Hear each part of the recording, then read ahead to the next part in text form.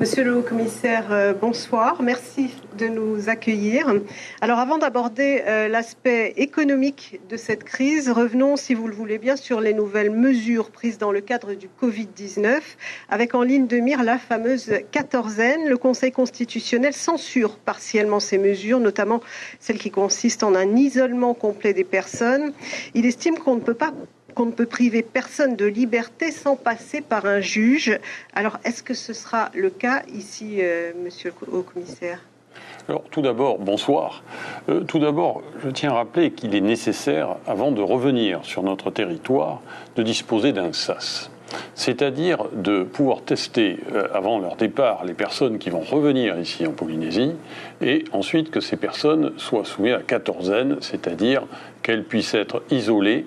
Alors, le Conseil constitutionnel a dit qu'il fallait que cet isolement se fasse soit au choix de la personne, soit à domicile, soit dans un centre dédié, spécialisé, et ensuite qu'elle soit testée. Donc, nous venons d'apprendre, ces décisions ont été prises à Paris il y a maintenant moins de 24 heures. Nous sommes en train de travailler sur ce sujet. Des décrets d'application seront également prévus en application de la loi qui vient d'être votée. C'est tout le travail qui est en cours à Paris que nous avons décliné ici avec le pays. Mais le principe reste, ce qui est important, et ce sur quoi je veux insister, c'est qu'on ait cette possibilité d'avoir cette quatorzaine qui permet de s'assurer qu'il n'y a pas de risque de propagation du virus. Et c'est ça le plus important, parce que c'est une question de responsabilité aussi. Nous venons aujourd'hui de déconfiner largement, de commencer, enfin d'aller même très largement vers un déconfinement. On souhaite, et je l'espère, aller encore plus loin, mais ça suppose qu'il n'y ait pas de risque à nouveau de propagation de l'épidémie. Et donc, ce qu'on demande aux personnes qui reviennent, c'est de s'engager à respecter cette quatorzaine selon les modalités que nous déterminerons. C'est une responsabilité vis-à-vis de la collectivité. Je crois qu'il faut le dire aussi de cette façon. Alors, monsieur le haut-commissaire, vous dites que les retours en Polynésie seront jugés sur des critères objectifs et équitables. La population polynésienne doit-elle s'inquiéter avec l'arrivée prochaine de plus de 1500 fonctionnaires d'État ? Alors, qu'il s'agisse des personnes qui reviennent de métropole, qu'il s'agisse de résidents polynésiens ou qu'il s'agisse de fonctionnaires ou de militaires, ce sont les mêmes règles qui doivent être appliquées en matière sanitaire. En l'occurrence, le dernier militaire arrivé avait le Covid-19 et ne s'était pas soumis au test. Ça a été un des points, parce qu'il s'est trouvé qu'il n'a pas été testé, même s'il avait été isolé. Je le rappelle, en RRSI, il y avait un protocole très très précis, il n'a jamais été en contact avec qui que ce soit ici en Polynésie.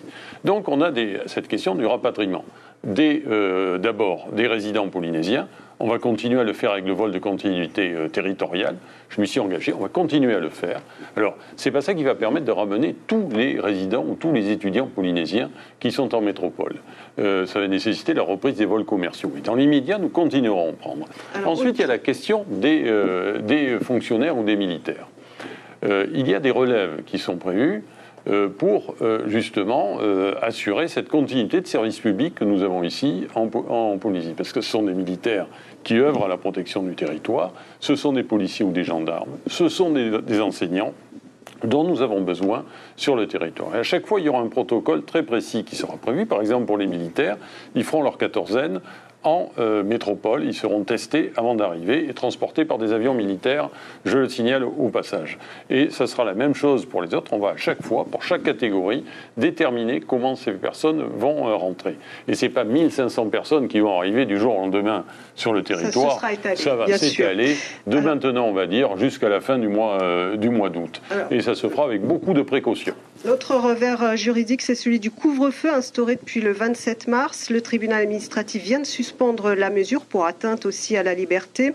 Alors, est-ce qu'au nom de la sécurité, toutes les lois liberticides sont-elles bonnes à adopter, à votre avis ? Bien, d'abord, je crois qu'il faut remettre les choses un petit peu en perspective. Lorsqu'il s'est agi de défendre et de protéger le territoire, on a mis en place des mesures fortes. L'interdiction des paquebots, le confinement, l'arrêt des liaisons aériennes entre les îles. Et on a décidé de mettre en place le couvre-feu. Parce que c'était nécessaire.